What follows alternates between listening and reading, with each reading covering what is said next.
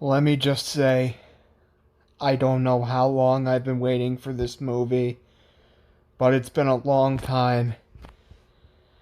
And it's finally here. Hi everyone, it's me Gaming Do, and welcome to my first new movie review in a long time. Ever since It Chapter 2 in 2019, I haven't reviewed a new movie since. And this, well, it's my very first one because it's my most anticipated film of 2021, and now I've officially seen it. And I've officially seen every film on my list that's going to be on my ranking of the 2021 films list. And that should be coming out tomorrow, but today we're getting the review for Spider-Man No Way Home. And initial thoughts, I'm actually going to give you my thoughts on all the other Spider-Man films. Spider-Man 1 is my favorite, just a classic. So is 2. 3, I find a little bit underrated. It's not a great movie, but it's not as critically flawed as most people say it is. It's not one of the worst comic book films of all time. The Amazing Spider-Man is a very awesome film, which probably has my favorite action scenes in the Spider-Man franchise. The Amazing Spider-Man 2 is without a shadow of a doubt my least favorite Spider-Man film, but I wouldn't even say that's even close to the worst comic book film of all time. Then we get on to the current Tom Holland films. Spider-Man Homecoming was awesome. It had its flaws, but it was still a pretty damn good comic book film. And Spider-Man Far From Home, this may be controversial, but if the first half kept up the way it would be, it might have been one of my least favorite Spider-Man films. But it really saved itself in the second act. I don't know why. I'm not a huge fan of the first half of Spider-Man Far From Home. So, what do I think of Spider-Man No Way Home? My first theatrical experience since July, and my second theatrical experience of the pandemic era. There's no easy way to say this. I fucking adore this film. Oh my god, was this film awesome. This is by a country mile the best Tom Holland Spider-Man film, and it's not even close. While I really like Homecoming and Far From Home, especially the second half of that film, this film is actually one of the better MCU films and probably one of my top 5 MCU films. Oh my god. There's just so much to love about this film. And we're going to start with the freaking nostalgia. Oh my god. Please, if you have not seen this movie yet, click away now, because I am going to be getting into spoilers. Generally, my movie reviews are spoiler filled, but I am warning you. Please don't get mad at me if you get spoiled, because you can easily stop watching the video from here and continue when you see it. Please don't blame me if you get spoiled.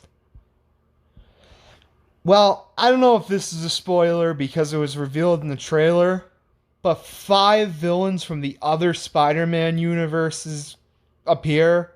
That would be Green Goblin from Spider-Man 1, Doc Ock from Spider-Man 2, Sandman from Spider-Man 3, the Lizard from The Amazing Spider-Man, and Electro from The Amazing Spider-Man 2. And even though some of them got more screen time than some of the others, I thought they were all very awesome.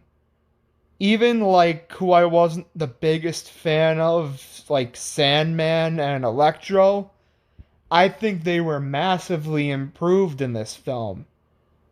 They got like more of a personality in like Peter Parker trying to save their fate from dying, basically. And that's one of the main plots of the movie, actually, is that basically, well, here's the plot. Y'all know Peter Parker got his identity revealed as Spider-Man or vice versa. I don't really know what I'm saying. Spider-Man Spider-Man got his identity revealed as Peter Parker, and now everyone knows he's Spider-Man, and all hell breaks loose from there, and he goes to Doctor Strange to try to reverse the effects, but because he keeps mouthing off, he ruins the spell, and a whole bunch of nasty villains come in, and maybe two heroes. I'll let you know in a second. Um, First of all, my favorite villain out of them all is still my favorite Spider-Man villain in all the movies. That's Willem Dafoe's Green Goblin. I can't believe I'm saying this.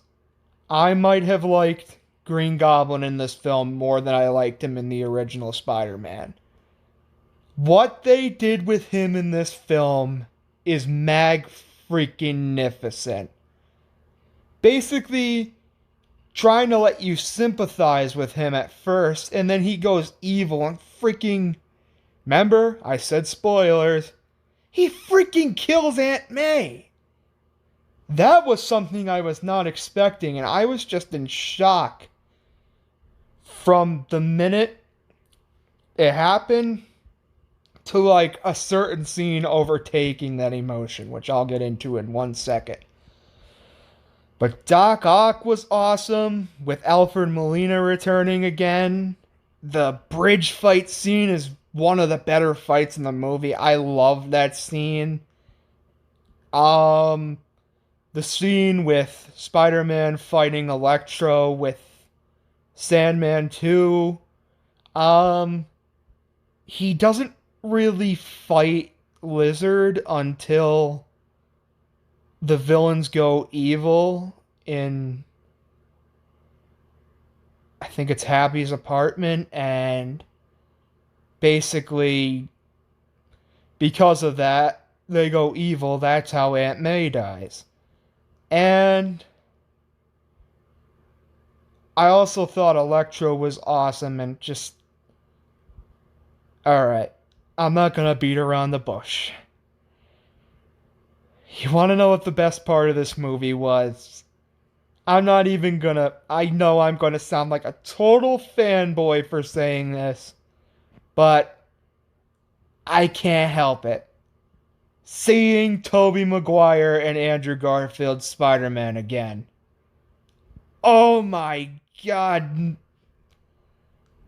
I screamed louder than I did with Endgame when they appeared on screen. Especially Tobey Maguire. Oh my god, was that... It was expected, like all the rumors and stuff like that. But when it appeared to be true, I was so happy. And I like the joke where Ned goes, oh great, it's just some normal guy. And then he goes, hello. Oh my god. And then all the banter between Tom Holland, Andrew Garfield, and Tobey Maguire about how Tobey Maguire actually has organic webs while Tom Holland and Andrew Garfield have to make their own.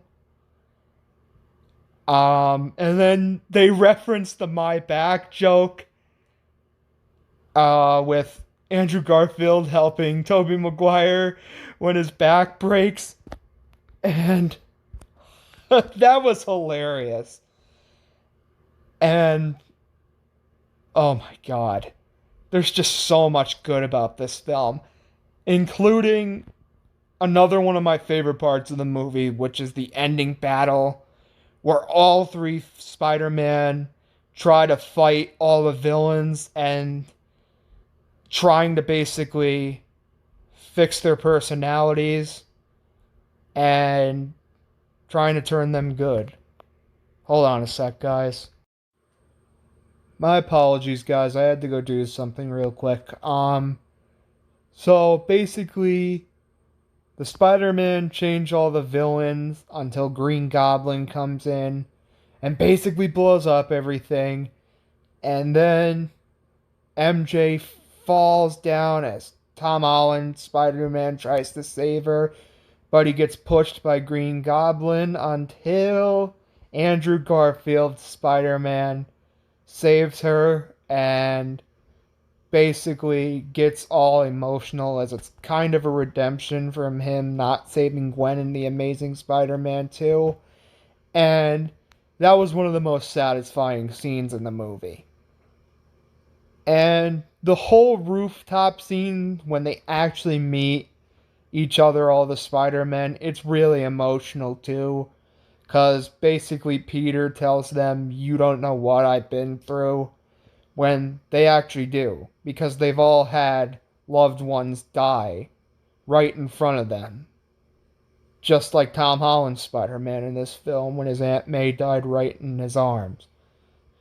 It was Uncle Ben and Harry for Tobey Maguire, and it was Uncle Ben and Gwen for Andrew Garfield. And that's just, it's such an incredible scene.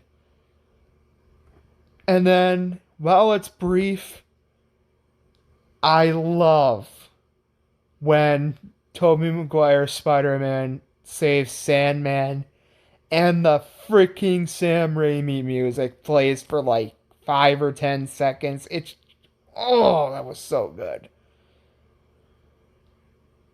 And then you got the ending.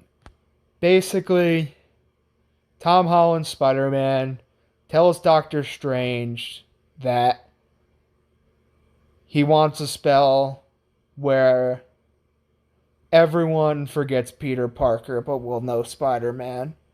So he does that, and that includes people like MJ and Ned, and it's really emotional. It's surprising how emotional this film is. This is probably one of the top 3 most emotional MCU films. It's up there with, I would say, Captain America Civil War and Avengers Endgame. It's